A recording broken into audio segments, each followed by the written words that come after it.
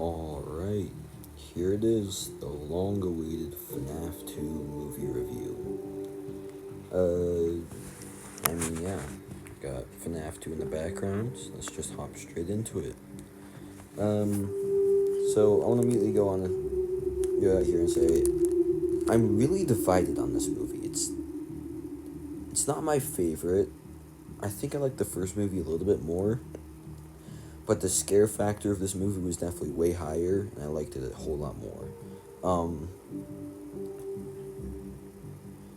I love seeing all those animatronics come to the big screen, especially Circus Baby, a personal favorite of mine.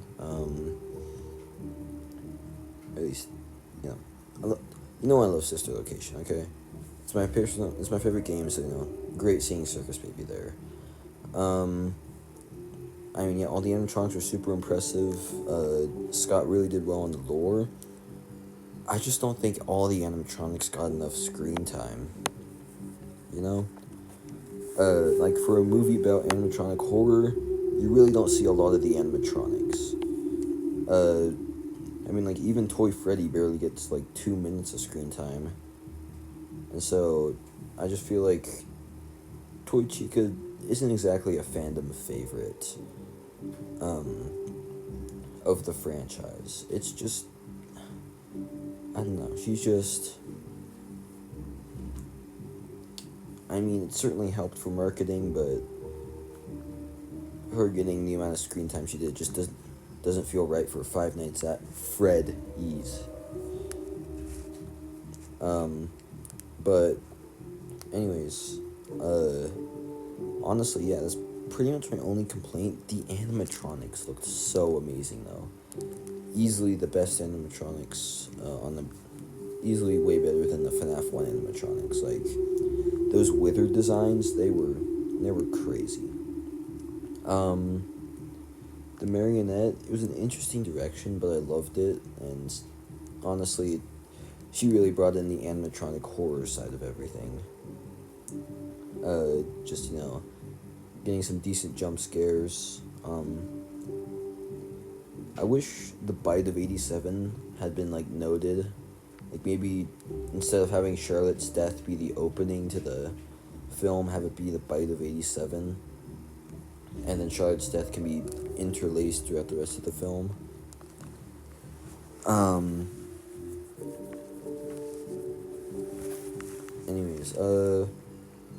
The sort of mechanics segment, that didn't make sense. It was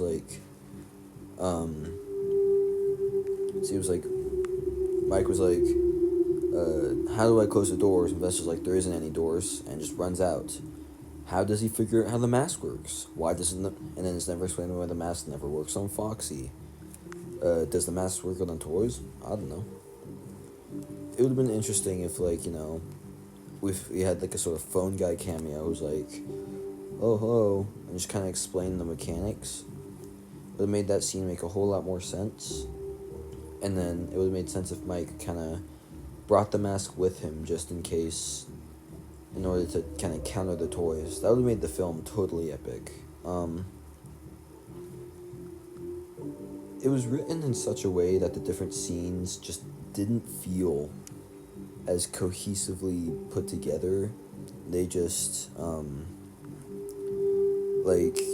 was really confusing at times it's really confusing at times to figure out what time of day or where we were. But all the different references and stuff, Shadow Bonnie for half a second, in the office,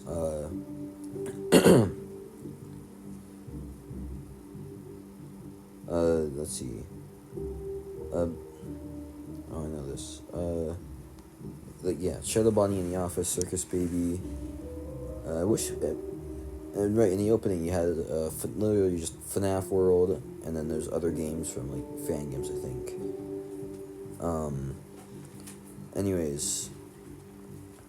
It was just so full of references.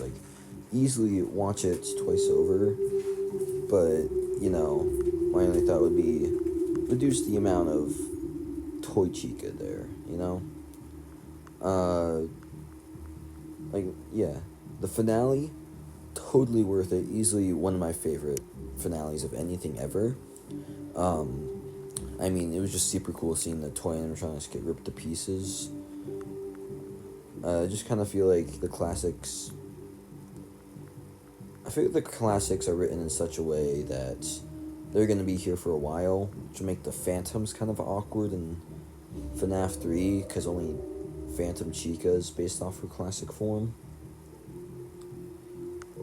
It's just, it's not great, but you know. And then obviously Josh Hutcherson and Matthew Lillard did a great job there. Again, all of them did a great job, and you know, it was ultimately up to the writing why it just didn't work out as well. Yeah, so that's literally my only complaint with this film, is that it just wasn't written well. But I think with some effort, FNaF 3 is going to look really good. Post a video talking about my thoughts on FNaF 3 in the eventual movie review later. And so that brings me to post credits, where, you know, more references like Springtrap. We finally see Springtrap. You know, guys, I think I found one. A real one. Like, totally awesome reference. Scott knows how to write really well, and so I think he's finally going to get it locked in for FNaF 3. And then at the absolute ending, where Henry's little speech, like, you know, the FNaF 6 reference, like, this franchise can go so many different directions, and I love it. Obviously, the focus on the toys, you know, they're the main characters, and obviously the child entertainers. And honestly, they did pretty well. Once again, I just wish Bonnie, with his Matt Pat voice, just was seen a little bit more. And I feel like the film just wasn't as intense as we felt, you know? Like, in the trailers, we saw them we thought they would be going, you know, house to house, killing different people. Eventually, Mike has to stop them somehow. And then, yeah. And so, you know, I just wish that there had been a bit more, you know, jump scares and death by the toys. And then a slightly longer section with the wizards, like, they were totally awesome, and they definitely should have had way more screen time than the screen time they got. Like, he could have easily had it be, like, with the phone guy section, he doesn't counter Foxy the first time, or at least initially, and he counters him, like, mid-jump scare, kind of a reference to 5 a.m. at Freddy's. But, I mean, the withered animatronics were just so awesome in this film. Like, honestly, if I could, I would take them home with me, but whatever. Yeah, I know it's significantly shorter than my FNaF 1 movie review, but, you know, I think you understand at this point that I liked the film, but it wasn't the best. It was definitely really cool seeing just all of it brought to the big screen, you know. I certainly hope FNaF 3 will be better, and, you know, happy 10th to Sister Location October. I'll be doing a whole thing for that. But, yeah, that's really all I have to say. Thank you for watching. Please like, comment, subscribe. Your thoughts on the movie. Sorry this is so late, but, you know, finally got it done. Thank you so much. Goodbye.